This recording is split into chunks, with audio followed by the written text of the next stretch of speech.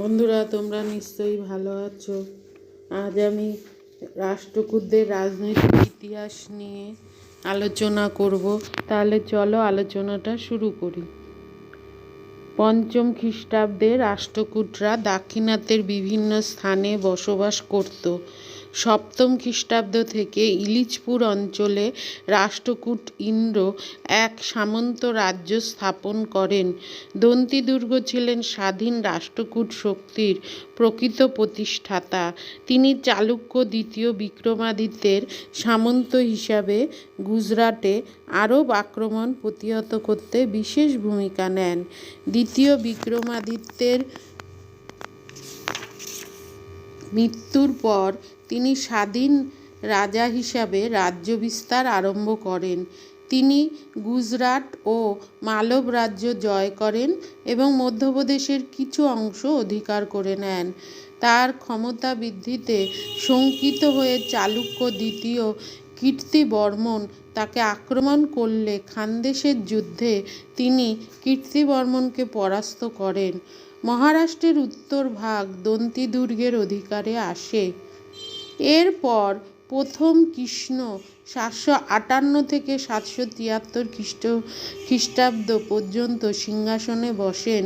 তিনি চালুক্য দ্বিতীয় কীর্তিবর্মনকে পরাস্ত করে সমগ্র মহারাষ্ট্র অধিকার করেন। তিনি মহীশূরের গঙ্গ ও বেঙ্গির পূর্ব চালুক্যদেরও পরাস্ত করেন। তিনি এলোরায় পাহাড় কেটে বিখ্যাত শিব মন্দির তৈরি করেন। এই মন্দিরের নাম ছিল কৈলাসনাথ মন্দির। এরপর দ্বিতীয় গোবিন্দ কিছুকাল রাজত্ব করেন। এরপর প্রথম ধ্রুব রাষ্ট্রকূট রাজ ধ্রুব দ্বিতীয় গোবিন্দের পর সিংহাসনে বসেন। তিনি দাক্ষিণাত্যের বিশাল অঞ্চলে রাষ্ট্রকূট প্রাধান্য স্থাপন করেন। তিনি তার পূর্ববর্তী শাসক দ্বিতীয় গোবিন্দের গোষ্ঠীভুক্ত কর্মচারী ও সামন্তদের দমন করে তার ক্ষমতাকে দৃঢ় করেন। এজন্য তিনি গঙ্গ রাজা শ্রী পুরুষ মুত্তারসকে পরাস্ত করেন এবং গঙ্গবাদী বা মহীশূর নিজ রাজ্যভুক্ত করেন। তিনি পল্লব রাজা দন্তিবর্মনকে বেঙ্গির পূর্ব চালুক্য শক্তিকে পুনরায় পরাস্ত করেন। রাষ্ট্রকূট ধ্রুবর প্রধান কৃতিত্ব ছিল উত্তর ভারত অভিযান। এই সময় উত্তর ভারতের গাঙ্গেয় উপত্যকায় ক্ষমতা প্রতিষ্ঠার জন্য পাল প্রতিহার দ্বন্দ্ব চলছিল। ধ্রুব উপলব্ধি করেন যে এই প্রতিহার শক্তি গাঙ্গেয় উপত্যকায় একাধিপত্য পায় তবে তারা এত শক্তিশালী হবে যে গুজরাট ও মধ্যপ্রদেশ থেকে তারা রাষ্ট্রকূটদের বিতাড়িত করবে। সুতরাং ধ্রুব শক্তিসাম্য রক্ষার জন্য পাল প্রতিহার দ্বন্দ্বে যোগ দিয়ে একে ত্রিশক্তি দ্বন্দ্বে পরিণত করেন। তিনি যে নীতি নেন দীর্ঘকাল রাষ্ট্রকূট রাজারা বংশ পরম্পরায় সেই নীতি মেনে চলেন। ধ্রুব বৎসরাজ প্রতিহারকে পরাস্ত করে গঙ্গা যমুনা দোয়াবে এগিয়ে যান এবং বাংলার ধর্মপালকে পরাস্ত করেন।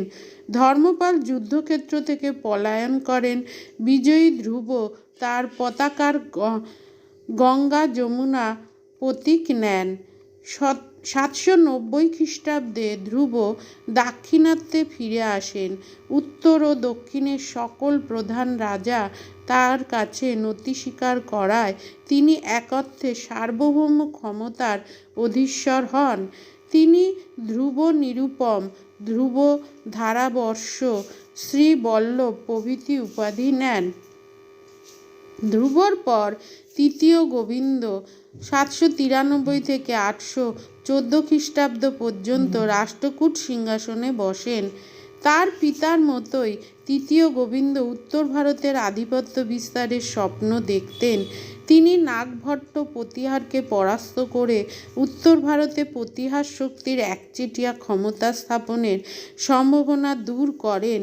তিনি বাংলার ধর্মপাল ও তার সামন্ত কনৌজের চক্রায়ুধকে তার বশ্যতা স্বীকারে বাধ্য করেন।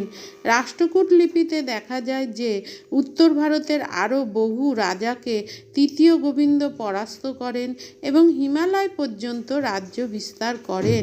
800 খ্রিস্টাব্দে দক্ষিণে ফিরে আসেন। তৃতীয় গোবিন্দ উত্তর ভারত অভিযানে ব্যস্ত থাকার সময় বেঙ্গির চালুক্য রাজা বিজয়াদিত্য বিদ্রোহ ঘোষণা করেন। গোবিন্দ তাকে সিংহাসনচ্যুত করে তার ভাই ভীমকে সিংহাসনে বসান। ইতিমধ্যে গঙ্গ, পল্লব, কেরল প্রভৃতি শক্তি রাষ্ট্রকূট বিরোধী জোট গড়লে গোবিন্দ তাদের পরাস্ত করে পল্লব রাজধানী কাঞ্চি অধিকার করেন। সিংহলের রাজাও তার বশ্যতা স্বীকার করেন। গোবিন্দ ছিলেন অসাধারণ শক্তিশালী রাজা। তিনি কোনো শত্রুর হাতে কখনো পরাজয় বরণ করেননি। হিমালয় থেকে কন্যাকুমারিকা পর্যন্ত তিনি প্রকৃত অর্থে নিজ জয় পতাকা স্থাপন করেন। রাষ্ট্রকূট বংশের সর্বশ্রেষ্ঠ রাজা হিসাবে তাকে গণ্য করা যায়। তৃতীয় গোবিন্দর পর অমোঘ বর্ষ 814 থেকে 877 খ্রিস্টাব্দ পর্যন্ত রাষ্ট্রকূট রাজ্য শাসন করেন। তিনি পূর্ব চালুক্যরাজ বিজয়াদিত্যের বিদ্রোহ দমন করে রাষ্ট্রকূট সিংহাসনে তার অধিকার বজায় রাখেন। তবে মহীশূরের গঙ্গবংশের বিরুদ্ধে একাদিক্রমে 20 বৎসর যুদ্ধ করেও তিনি বিফল হন। অবশেষে মহীশূর বা গঙ্গাবধি তিনি ছেড়ে দিতে বাধ্য হন। গুজরাটে তার সামন্ত রাজার বিদ্রোহ এবং ভোজ প্রতিহারের আক্রমণ প্রতিহত করে গুজরাটে তিনি তার পৈতৃক অধিকার বজায় রাখেন। অমুক বর্ষ রাজনীতি অপেক্ষা সংস্কৃতি চর্চায় অধিকতর প্রতিভা দেখান। তিনি কন্নড় ভাষায় কবিরাজ মার্গ নামে কাব্যগ্রন্থ রচনা করেন। জৈন পণ্ডিত জিনসেন মহাবিজয়াচার্য তার দরবারে আশ্রয় পান। তিনি নিজে জৈন ধর্মের অনুরাগী ছিলেন। বীরাচার্যের রচনা গণিতসারে তাকে অনুরাগী জৈন বলে চিত্রিত করা হয়েছে। হিন্দু ধর্মের প্রতি তিনি শ্রদ্ধাশীল ছিলেন। সঞ্জন তাম্রলিপি থেকে দেখা যায় তিনি হিন্দু দেবী মহালক্ষ্মীর প্রতি ভক্তিমান ছিলেন। তার রাজ্যে দুর্ভিক্ষ ও মহামারী দেখা দিলে তিনি দেবী মহালক্ষ্মীর সামনে তার একটি আঙুল কেটে দিয়ে দেবীর করুণা ভিক্ষা করেন। তিনি রাজধানী মানাখেটার শোভা বাড়ান। অমোঘ বর্ষের পর দ্বিতীয় কৃষ্ণ 878 থেকে 914 খ্রিস্টাব্দ পর্যন্ত রাষ্ট্রকূট সিংহাসনে বসেন। দ্বিতীয় কৃষ্ণের আমলে উত্তরে প্রতিহার শক্তির সঙ্গে রাষ্ট্রকূট শক্তির দীর্ঘ প্রতিদ্বন্দ্বিতা চলে। ভোজ প্রতিহার রাষ্ট্রকূট সামন্তদের পরাস্ত করে গুজরাট ও মালব অধিকার করেন। এর ফলে গুজরাট চালুক্য শক্তির পতন ঘটে। বেঙ্গির পূর্ব চালুক্য শক্তির সঙ্গে দ্বিতীয় কৃষ্ণের সংঘাত ঘটে। তিনি চালুক্য ভীমকে পরাস্ত করে তাকে তার সামন্ত হিসাবে থাকতে বাধ্য করেন। তিনি তুঙ্গভদ্রার দক্ষিণে চোল রাজ্য আক্রমণ করেন, কিন্তু তিনি চোল যুদ্ধে পরাজিত হয়ে পিছু হটে আসেন। 914 খ্রিস্টাব্দে দ্বিতীয় কৃষ্ণের মৃত্যু হয়। 914 খ্রিস্টাব্দে তৃতীয় ইন্দ্র রাষ্ট্রকূট সিংহাসনে বসেন। তিনি উত্তরে মহিপাল প্রতিহারকে পরাস্ত করে কনৌজ নগরী ধ্বংস করেন। ক্যাম্বেল লিপি থেকে জানা যায় যে তিনি উজ্জয়িনী অধিকার করেন। তবে উত্তরে তৃতীয় ইন্দ্রের অভিযান ছিল এক চলমান ঝটিকা মাত্র। তিনি শীঘ্রই দক্ষিণে ফিরে যান।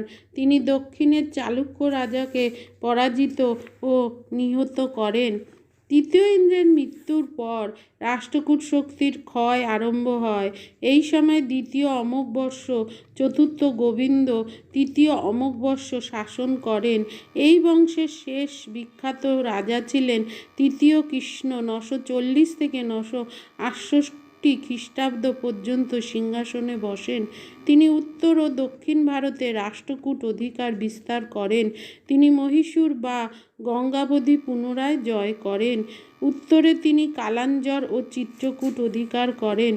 তিনি তুঙ্গভদ্রা পার হয়ে 939 খ্রিস্টাব্দে পল্লব রাজ্য আক্রমণ করে কাঞ্চি ও চোল নগরী তাঞ্জোর অধিকার করেন। 949 খ্রিস্টাব্দে তিনি তাক্কোলামের যুদ্ধে চোলদের পরাস্ত করেন। রাজাদিত্য চোল এই যুদ্ধে নিহত হন। তৃতীয় কৃষ্ণ রামেশ্বর পর্যন্ত এগিয়ে এই স্থানে একটি মন্দির স্থাপন করেন। তিনি পাণ্ড্য ও কেরলদের পরাস্ত করেন। সিংহলরাজ তাকে কর দিয়ে সন্তুষ্ট করেন। দক্ষিণ ছাড়া পূর্ব দিকে তিনি বেঙ্গি অধিকার করে তার সামন্ত বড়পাকে বেঙ্গির সিংহাসনে বসিয়ে দেন। 963 খ্রিস্টাব্দে তৃতীয় কৃষ্ণ দ্বিতীয়বার উত্তরে অভিযান করেন এবং মালব, উজ্জয়িনী ও বুন্দেলখন্দ অধিকার করেন। মাইহাল লিপি থেকে তার বুন্দেলখন্দ অভিযানের কথা জানা যায়। তৃতীয় কৃষ্ণ ছিলেন যুদ্ধ বিশারদ রাজা।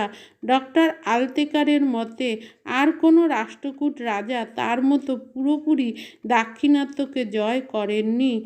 তিনি চোল দেশ জয় করেন। তিনি তার বিজয়ের দ্বারা রাষ্ট্রকূট শক্তির মর্যাদাকে উচ্চে স্থাপন করেন। তবে প্রদীপ নেবার আগে যেমন জ্বলে ওঠে, রাষ্ট্রকূট শক্তি ধ্বংস হওয়ার আগে তৃতীয় কৃষ্ণের নেতৃত্বে তা শেষবারের মতো বিকশিত হয়।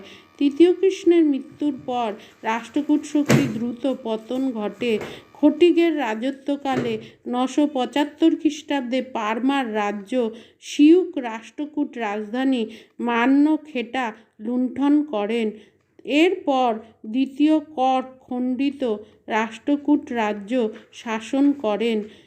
রাষ্ট্রকূট সামন্ত রাজা চালুক্য তৈল রাষ্ট্রকূট কর্ককে বিজাপুরের যুদ্ধে 978 খ্রিস্টাব্দে পরাজিত ও নিহত করলে রাষ্ট্রকূট শক্তির পতন ঘটে। আজ আসি, দেখা হচ্ছে পরবর্তী ভিডিওতে। চ্যানেলটা অবশ্যই সাবস্ক্রাইব